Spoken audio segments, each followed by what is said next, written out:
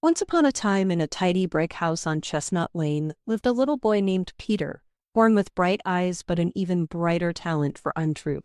When he wanted a second slice of cake, he told his mama the dog had licked the first. When he broke his sister's porcelain doll, he swore the wind had knocked it from the shelf. Each fib bought him what he wanted: extra dessert, sympathy, and, he thought, clever praise. His parents patted his head, calling him our imaginative little storyteller, never noticing the cracks that appeared in the mirror of their family trust. At school, Peter polished his craft. To teachers, he spun tragic tales of forgotten homework. Grandma collapsed and we rushed to hospital, and they excused him. To classmates, he promised secrets would stay safe, then traded them for playground status like bubble gum. He laughed at the tears he caused, then laughed louder when new lies hid the hurt.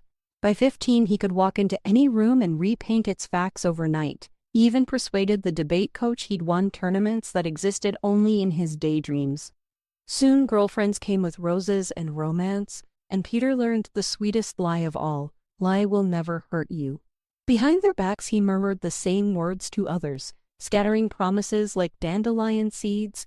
Each time the wind shifted, he declared the seeds had never belonged to him. He believed his own bluster. Mirrors now only echoed whatever story he told them. 18 brought the grand stage, a glossy resume blazing with invented scholarships, fake volunteer stints, and a leadership conference at a college that had never heard of him. The hiring manager clapped his shoulder, dazzled, and gave Peter a title, a desk, and a trust he had not earned.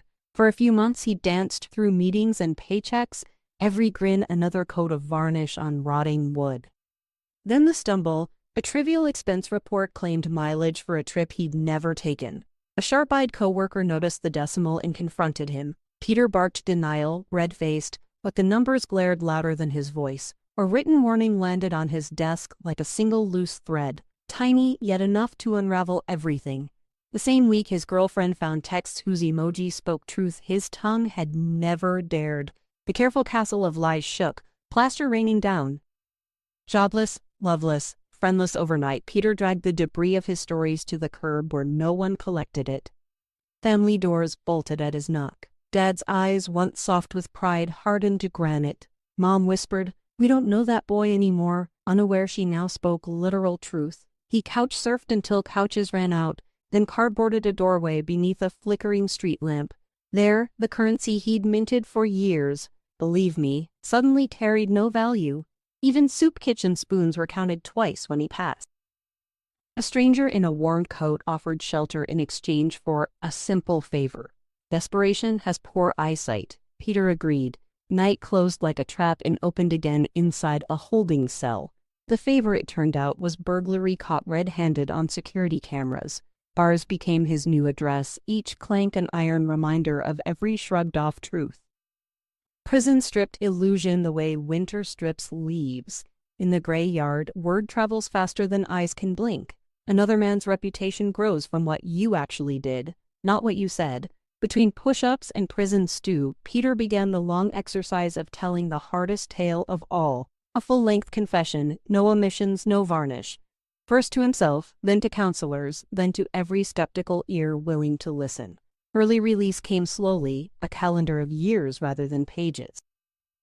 Once outside, he walked the old neighborhood square by square, repaying what he could. Envelopes slid under doors, late rent covered anonymously, broken items quietly replaced. He swept shop floors and hauled crates, paid forward every favor with twice the sweat. Whenever someone doubted, he smiled and said only, "I understand, give me one task and judge tomorrow."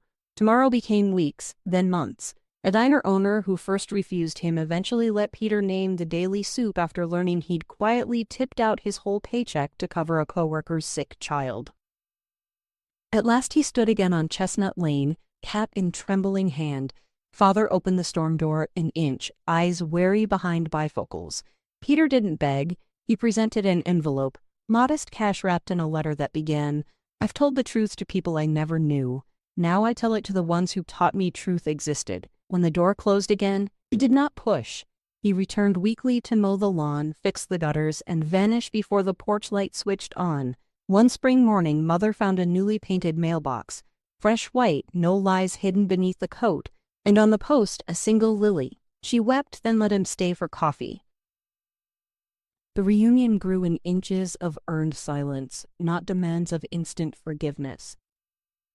His final act of restitution was the gentlest. Outside a different porch, he left a parcel containing enough money to finish the college courses his ex-wife once abandoned because he emptied their savings. A simple note, "Use this to build what lies once tore down." P was unsigned except for that single letter, now meaning something finer than the whole false name had ever carried. Long after, in shelters and church basements where he quietly spoke to runaway teens, Peter finished every story the same way. Moral: a name built on lies is a house built on sand. Easy to raise, quick to crash, impossible to live in. But a name rebuilt stone by stone with truth, though it takes sweat, shame, and years, will stand solid enough for others to find shelter there, and strong enough for the builder to finally call it home.